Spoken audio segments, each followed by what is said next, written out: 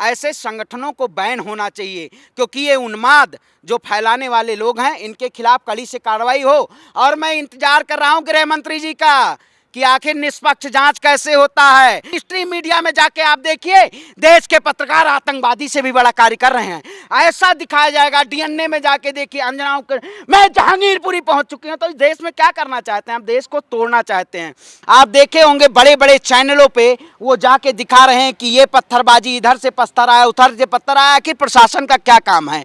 जांच निष्पक्ष तरीके से होना चाहिए, लेकिन एक विशेष समुदाय को टारगेट करके आखिर कहां तक जायज है? स्वागत है आपका नेशन दस्तक में। मैं हूं आपके साथ फरीन सैफी। आज हमारे साथ है शरवण पांडे। जिस तरह से देश के हालात बदलते जा रहे हैं, हिंसा होती जा रही है, पत्थरबाजी हो रही है, इन सब चीज़ों को लेकर हम इनसे बात करेंगे। एक्टिविस्ट हैं, लोगों की नज़रों में रहते हैं, किस तरह से बेबाकी से अपनी बातें को रखते हैं, इनसे पूछते हैं। जिस तरह से लगातार लाउड स्पीकर पे बात होती है कि अगर आपने लाउड स्पीकर लगाया तो हम भी लगाएंगे, पास टाइम हनुमान चालीसा लगाएंगे, तो क्या ये जो मतलब एक तरफ जो अजान होती थी उसको कंपेयर करने में इस वजह से ये लाउड स्पीकर वाली बात की? आप बताइए, इस देश में अब लाउड स्पीकर और अजान का मुद्दा होगा क्या? इस देश के सामाजिक सौहार्द के लिए आखिर जो भारतीय जनता पार्टी जिस तरह से करना चाहती है, आप लोग शायद जहांगीरपुरी भी पहुंचे थे, मैंने देखा वहां पे जिस तरह से वाकया हुआ। कुछ लोग ऐसे कह रहे हैं कि अगर हिंदुस्तान में रहना है तो जय श्री राम कहना है। आखिर भारत सभी का देश है, भारत आस्थाओं का देश है, भारत सभी मजहब, हिंदू मुस्लिम सिख ईसाई सभी लोग रहते हैं। लेकिन ये देश को क्या करना चाहते हैं? जिस तरह से इस देश में आज धार्मिक मुद्दों को भुनाया जा रहा है, भारतीय जनता पार्टी सिर्फ सियासत में रहना चाहती है। और इस देश में पत्रकार जो लोग हैं, जो मौजूदा स्ट्रीम मीडिया है, आप देखे होंगे बड़े बड़े चैनलों पे वो जाके दिखा रहे हैं कि ये पत्थरबाजी, इधर से पत्थर आया, उधर से पत्थर आया। आखिर प्रशासन का क्या काम है? जांच निष्पक्ष तरीके से होना चाहिए, लेकिन एक विशेष समुदाय को टारगेट करके आखिर कहां तक जायज है? कि आखिर अगर प्रशासन बोल दिया इधर से घर आया, अगर मुस्लिम का घर है तो आप उनको गिरफ्तार कर लीजिए तुरंत। लेकिन इस देश में हिंदू हितैषी जो पार्टी कहती है, आखिर शस्त्र और शास्त्र दोनों का ज्ञान होना चाहिए। ब्राह्मण परिवार से मैं भी आता हूं। क्या कुछ लोग जो कहते हैं, जो चंद नाम हिंदू के नाम पे इस देश में तांडव का काम करते हैं, आप बताइए क्या मुझे ये शोभा देता है, इस देश के सौहार्द को शोभा देता है कि आज मैं एक भगवा झंडा ले जाके और मस्जिद पे फहरा दूं? क्या आप बताइए, कोई भी मुसलमान इस देश में नारा तकबीर का नारा लगा के किसी भी मंदिर पे जाके हरा झंडा फहराया होगा? तो ये देश कुरान से भी चलता है, रामायण से भी चलता है, बाइबिल से चलता है। आप मोहतरमा बताएंगी कि इस देश में कुरान में जो लोग पढ़ते हैं, कहते हैं कुरान की बात करते हैं तो बहुत लोग कहते हैं कुरान पढ़ना क्या गुनाह है, रामायण पढ़ना क्या गुनाह है? अब्दुल कलाम जब देश में राष्ट्रपति प्रधानमंत्री सिख होते थे और राष्ट्रपति हमारे प्रधानमंत्री होते थे, तब उस वक्त हिंदू मुस्लिम नहीं खतरे में था। तो इस देश के ये किस तरफ ले जाना चाहते हैं? नफरत आने वाली नस्लों को बर्बाद कर देती है। हिंदू मुस्लिम सिख ईसाई गैर नहीं, सब भाई भाई, ये गांधी जी ने हमारे नारा दिया था और उन्हीं ने ही उस तर्ज पे कहा था, रघुपति राघव राजा राम, पति तपामन सीताराम, ईश्वर अल्लाह तेरे नाम, सबको सम्मत दे भगवान। लेकिन आज महंगाई की बात न करते हुए मुर्गे की बात होगी। राम राज्य की कल्पना करने वाले राम राज्य के नाम पे सबसे बड़ा शर्मसार करने का काम किया। राम राज्य कैसे कल्पना होती है? सर्वे भवन्तु सुखमा, सभी लोग सुखी हों, सभी लोग निरोग हों, सभी लोग समृद्ध हों। लेकिन जब भगवान राम राज्य की कल्पना भगवान राम ने जब स्थापित किया था, तो वो जब लंका में रावण का वध करके आए थे, रावण हमारे ही कुल से थे, लेकिन हम रावण का समर्थन नहीं करते। रावण ब्राह्मण था, लेकिन रावण अहंकारी था, उसके अहंकार को उसने तोड़ा। सुदामा गरीब थे, बहुत गरीब परिवार से आते थे, भिक्षा मांग के उन्होंने जीवन यापन किया, लेकिन ये दूसरों के घरों पे, मस्जिद पे नहीं गए भगवा झंडा फैलाने। तो वो भारत देश था, वो सतयुग था, वो द्वापर था, वो त्रेता था। लेकिन इस कलयुग में ऐसे कलयुगी सरकार जो आई हुई है, इन्होंने कलयुग को शर्मसार करने का काम किया है। आप बताइए, त्रेता युग में भगवान राम आए, द्वापर में कृष्ण आए, सतयुग में ब्रह्मा आए, विष्णु आए, महेश आए, तब ये सरकारें, ये देश नहीं जल रहा था। लेकिन भारतीय भारतीय जनता पार्टी, ये कालनेमी सरकार जब इस देश में आई तो इस देश को तोड़ने का काम की।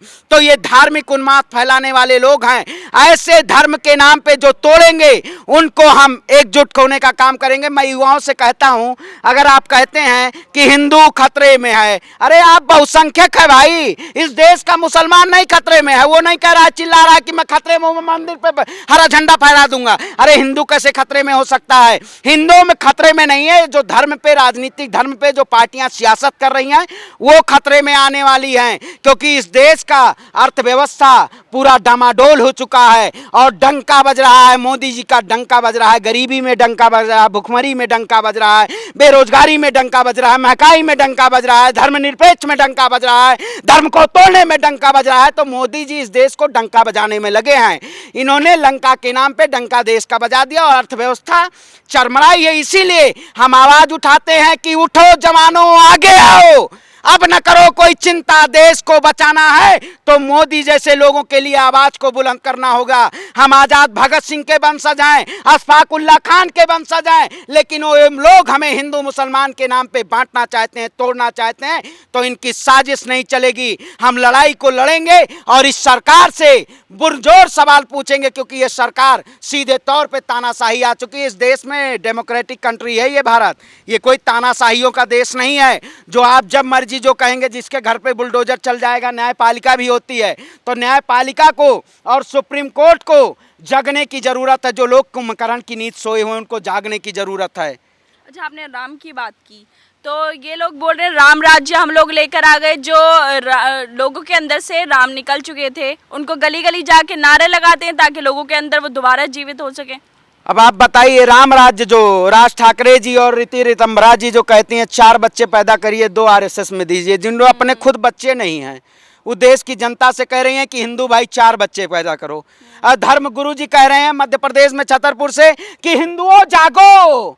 अरे भाई, 800 साल मुगलों ने राज किया, तब देश का हिंदू नहीं खतरे में था। 180 साल अंग्रेजी हुकूमत में राज किया, तब देश का हिंदू नहीं खतरे में था। 7 साल भारतीय जनता पार्टी राज कर ली तो देश का हिंदू खतरे में हो गया। अरे मोदी जी, देश की जनता को क्यों बेवकूफ बनाना चाहते हैं आप? इस देश की जनता आप समझ चुकी है, क्योंकि हिंदू मुस्लिम के नाम पे ये देश की जनता बंटने का काम नहीं करेगी, आपसे सवाल पूछेगी। और जिंदा कौमें 5 साल इंतजार नहीं करती हैं, वो सवाल पूछती हैं और सरकार को सत्ता से बेदखल करने का काम करती हैं, क्योंकि ये सरकार इस वक्त आतिमताई, जालिम और तानाशाही ऐसी सरकार हो चुकी है। इस सरकार के खिलाफ आवाज उठाना, हम लोग को इस सरकार से सवाल पूछना चाहिए, क्योंकि हम धर्म में नहीं लड़ेंगे। आप बताइए मैडम, यहाँ से हम पत्थर मारेंगे तो आपकी तरफ से क्या जवाब आएगा? पत्थर ही आएगा ना। तो वो चाहे हिंदू हो चाहे मुसलमान हो, अगर भीड़ में एक पत्थर फेंकेगा तो उसमें कोई देखेगा तो है नहीं, लाठी और डंडा ये तो नहीं पहचानता ये हिंदू है या मुसलमान है। शिवाला में वही मिट्टी, वही चूना, वही शिवाला मस्जिद भी बनता है, वही से शिवालय बनता है। वो कहता है कि हम नहीं, मुस्लिम के घर नहीं जाएंगे ईंट, ऐसा कभी कहता है? तो इस देश में ये लोग तोड़ने का काम कर रहे हैं और हम सामाजिक सौहार्द के लिए बात कर रहे हैं। जिस तरह से रामायण में चौपाई आती है, उसी तरह से कुरान के अध्याय में सूरा भी आता है ना। तो इस देश में आयत कुरान जो पढ़ेंगे नहीं वो कहेंगे कुरान की बात करेंगे, तो जो रामायण पढ़ेंगे नहीं, जो हनुमान चालीसा पढ़ेंगे नहीं, वो ढोंग करके हनुमान चालीसा पढ़ने का काम करेंगे। तो धर्म सबके लिए बराबर है। इस धार्मिक मुद्दों को उन्माद में न फैलाया जाए। देश को वही सामाजिक, वही सौहार्द के लिए इस देश को जाना जाता है। भारत एक सभी आस्थाओं का देश है। ऐसा कोई देश बता दीजिए आप जहाँ पे सभी आस्था के लोग रहते हैं। आस्थाओं का देश है, जब तो वो लोग बोल रहे हैं जिस तरह से आप अजान देते हैं उससे हम हनुमान चालीसा भी पढ़ेंगे, फिर दिक्कत क्या है? क्या हम जब अखंड रामायण हमारे यहाँ होता है तब हम लाउड स्पीकर पे लगाते हैं ना। अजान का मतलब क्या होता है बताएंगी आप? क्या होता है मैडम? अजान का मतलब ऐलान होता है। क्या 1847 से पहले जब माइक नहीं था तब भी अजान होता था? लेकिन लोग तब इतनी बड़ी बड़ी दीवारें नहीं थी, इतने बड़े बड़े मैन पावर नहीं थे, इतनी बड़ी बड़ी इलेक्ट्रॉनिक टिकड़ियाँ, आप तो आपके पास माइक लेके पहुंच जाते हैं ना। तो अजान को ऐलान किया जाता है कि जो लोग अपने काम पे बैठे हुए हैं वो मस्जिदों में आ जाएं, क्योंकि रहबर का नाम लें। अपने अल्लाह का नाम लें। ऐलान का मतलब ये होता है, आप बताइए बगल में यहाँ से आप आवाज़ देंगी, कहाँ तक जाएगी आवाज़ आपकी? जाएगी 2 किलोमीटर तक नहीं जाएगी। तो लाउड स्पीकर जब उसका आविष्कार किया गया तो उसके बाद लाउड स्पीकर नहीं, तो पहले मीनारों पे अजान की वो होती थी, क्योंकि लोग आसपास के लोग, जब ऊपर से आवाज़ आएगी तो नीचे के लोग सुनेंगे। अब यहाँ से आवाज़ करेंगे आप, आपके 2 फीट आगे नहीं सुनाई देगा, क्योंकि आप ऐसे बोलेंगी आजान देना है। तो ये चीज इस देश में था। तो दिक्कत क्या है दोनों चीजों में? वो भी पढ़ना चाहते हैं, इधर भी अजान हो रही है, वो हनुमान चालीसा पढ़ना चाहते हैं। हमारे यहाँ जब वो होता है कथावाचक कोई भी आता है, लाउड स्पीकर लगता है, इसमें कोई बताने वाली बात नहीं है कि हम हनुमान चालीसा, जिस वक्त मैं नासिक के प्रशासन का धन्यवाद देता हूं, उन्होंने ऐसा आदेश दिया है कि 15 मिनट अजान के पहले और 15 मिनट अजान के बाद कोई भी लाउड स्पीकर नहीं लगाएगा। ये कहता है देश की आस्था। अगर आप भी, हम भी अगर उसी उसमें धर्म में जानना चाहते हैं, अगर देश में ढोंगी करना चाहते हैं, तो क्यों नहीं आप भी इस्लाम धर्म कबूल कर लीजिए। अगर 5 वक्त की नमाज करनी है, वजू करना है, आपको रोज़ा करना है 30 दिन का, आपको धर्म वो करना है, तो आप जाके उसमें जाइए ना। ये क्या ब्रेन वॉश कर दिया गया इस देश का, हिंदू खतरे में है। अरे आपको क्या बनाया जा रहा है? आप कहते हैं हम 800 साल से गुलाम तेरे, फिर आपको वही के उसी धरले पहुंचाया जा रहा है। तो इस देश का हिंदू खतरे में नहीं है। ये धार्मिक उन्मादी लोग ये क्या करना चाहते हैं, आपको बजा के और इस देश में मुद्दा बना के, मुर्गा मुद्दा बना के इस देश को तोड़ना चाहते हैं। मैडम, कोई धर्म खतरे में नहीं है। आप मुस्लिम हैं, हिंदू है, इस देश में आपको खतरा लगता है, लेकिन ये जो संगठन है ये इस देश को तोड़ने का काम कर रहे हैं। ऐसे संगठनों को बैन होना चाहिए, क्योंकि ये उन्माद जो फैलाने वाले लोग हैं, इनके खिलाफ कड़ी से कार्रवाई हो। और मैं इंतजार कर रहा हूं गृह मंत्री जी का कि आखिर निष्पक्ष जांच कैसे होता है, कि सैटेलाइट से सब चीज़ वहां का निगरानी हो के और निष्पक्ष जांच होना चाहिए। अगर हिंदू ऊपर, अगर मुस्लिम के ऊपर यूएपीए लगे तो हिंदू के ऊपर भी लगना चाहिए, क्योंकि दोषी को सज़ा बराबर मिलनी चाहिए इस देश में। लेकिन मैंने देखा है कि अगर आपका नाम कुछ भी है, दानी संजार है, तो आपके घर बुलडोजर चलेगा। तो इस देश में ऐसी चीज़ें हैं, इस देश में सरकारें ऐसी बना दी हैं कि बुलडोजर तो कर चलना है, क्योंकि आप ही देशद्रोह हैं, आप ही देशद्रोही का काम कर रहे हैं, तो बुलडोजर आपके घर पे चलेगा। तो इस देश की जनता को दानिश, अखलाक और इरफान के नाम से पहचाने के लिए आपको अपनी आइडेंटिटी, तो इस देश को तोड़ा जा रहा है। लेकिन हम जोड़ों की राजनीति करते हैं, हम देश में तोड़ने का काम नहीं करेंगे। जो लोग शोभा यात्रा निकाले थे उनका आरोप है कि हम तो बड़ी आराम से निकाले थे, बस लाउड स्पीकर बजाया हुआ था, लेकिन जो दूसरा पक्ष है उसकी तरफ से हमारे ऊपर पत्थरबाजी की गई। हाँ, जिसको शस्त्र और शास्त्र का ज्ञान नहीं है। आखिर शस्त्र किस लिए रखा जाता है? अपनी रक्षा के लिए। सिख कौम में आप देखते होंगे कृपांक रखते हैं, तो ये थोड़ी है कृपांक निकाले कहीं भी चलाने लगे।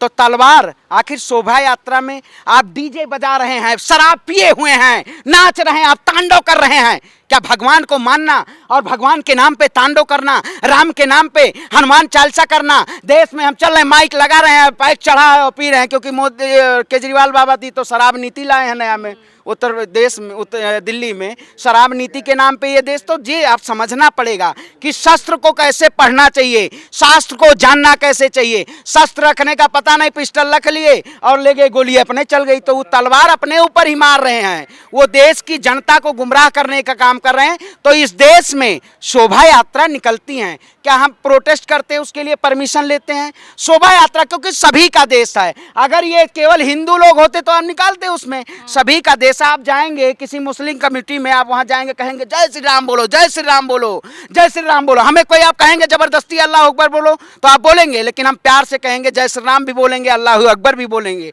आप भी बोलेंगे। तो वही प्यार भारत है।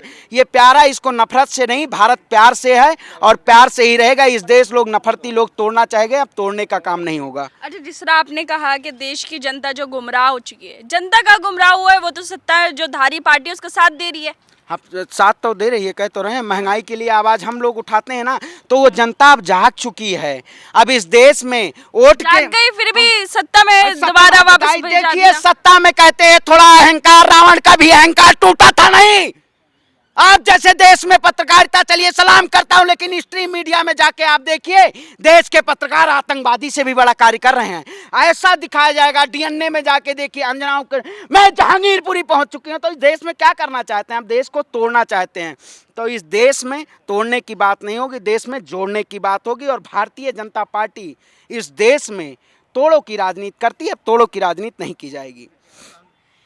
ये थे हमारे साथ श्रवण पांडे, जो लगातार बोल रहे हैं जिस तरह से देश की राजनीति हो रही है, तोड़ने की बात की जा रही है, हिंदू मुस्लिम में बांटा जा रहा है, बोला जाता है शोभा यात्रा निकाली है, पत्थर फेंके गए, ये सब चीज़ें जो देश का जो विकास है उसको भटकाने की कोशिश की जा रही है। इन्हीं सब चीज़ों पे इन्होंने अपनी राय रखी, बेबाकी से अपनी राय रखी कि किस तरह से जो हमारी जनता है उसको गुमराह करने की कोशिश की जा रही है, उसको धर्म में बांटा जा रहा है। इसी वजह से जो ये लोग हैं वो सत्ता पे काबिज है। मैं फरीन सैफी, कैमरामैन आशीष के साथ नेशनल दस्तक की।